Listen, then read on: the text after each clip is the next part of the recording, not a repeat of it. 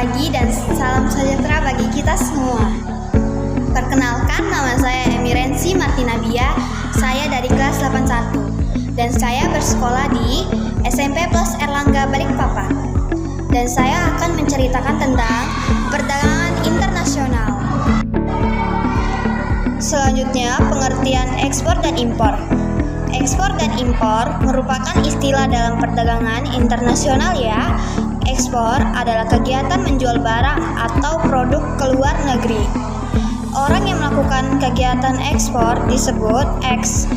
Tujuan ekspor adalah untuk memperoleh keuntungan. Impor adalah kegiatan membeli barang dari luar negeri. Orang yang melakukan kegiatan impor disebut importir. Barang-barang macam yaitu migas dan non-migas. Migas diantaranya 1. Migas, 2. Bensin, 3. Solar, 4. LPG. Non-migas diantaranya 1. Karet, 2. Kopi, 3. Ikan, 4. Kayu lapis, 5. Kelapa sawit, 6. Nikel, 7. Batu bara. Cara transaksi perdagangan internasional. Cara transaksi perdagangan internasional itu ada 2 macam, secara tunai, cash, secara pembukaan rekening, open account. Pembayaran secara tunai dilakukan importir apabila importir membayar bersamaan dengan surat pesanan atau diterimanya kabar barang telah dikirim oleh eksportir. Surat wesel bank atas tunjuk adalah surat perintah yang dibuat bank domestik dalam negeri yang ditunjuk kepada bank korespondensi di luar negeri. Conciliar Bills of Aid adalah surat yang ditulis oleh eksportir yang berisi perintah kepada importir untuk membayar sejumlah uang pada waktu tertentu, dan apabila importir menandatangani berarti ia telah menyetujuinya. Letter of credit yaitu suatu cara pembayaran dalam perdagangan luar negeri dengan penarikan suatu wesel dalam jumlah yang telah ditentukan. Selanjutnya, mengenai cara kedua yaitu pembukaan rekening, merupakan cara pembayaran yang telah dilakukan importir apabila eksportir beberapa hari setelah barang diterima importir. Pada umumnya, cara ini dilakukan eksportir apabila eksportir sudah mengenal betul siapa importirnya dan percaya bahwa barang akan dibayar importir di kemudian hari.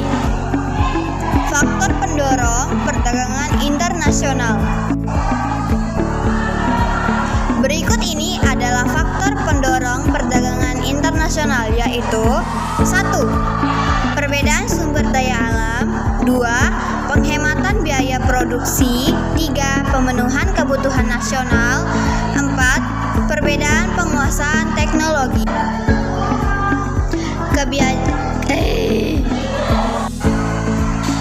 Kebijakan perdagangan internasional. Ada beberapa kebijakan yang diambil ketika melakukan perdagangan internasional, antara lain tarif, kuota impor, larangan ekspor dan impor, subsidi, premi. Tujuan kerjasama ekonomi antar negara.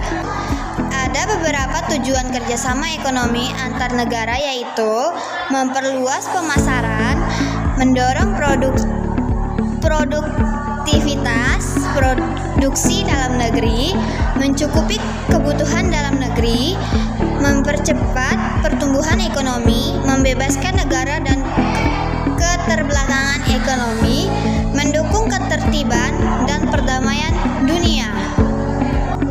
Peran Indonesia dalam kerjasama antar negara. Berikut ini adalah peran Indonesia dalam kerjasama antar negara. Indonesia sebagai pelopor dan pendiri organisasi kerja sama ekonomi antar negara. Indonesia Indonesia menjadi anggota aktif berbagai organisasi kerjasama ekonomi antar negara. Indonesia sebagai pelaku dalam kerjasama ekonomi antar negara.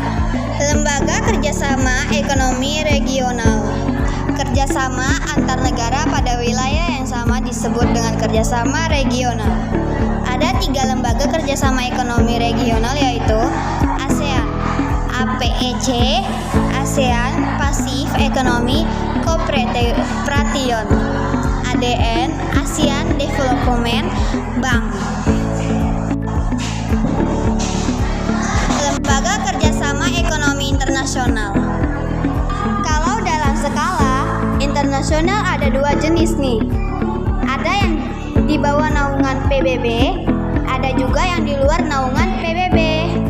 Bawah naungan PBB, IMF, International Monetary Fund, World Bank, WTO, World Trade Organization, FAO, Food and Agricultural Organization, ILO, International Labour Organization, UNDP, United Nations Development Program.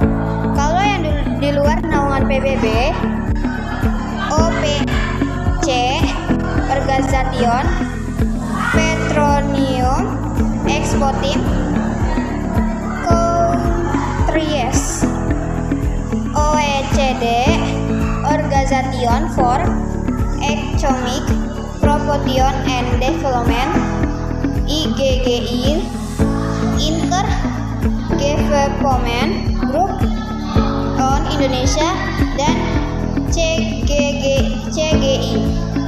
Tentu saja semuanya melakukan kerjasama karena ada manfaatnya ya.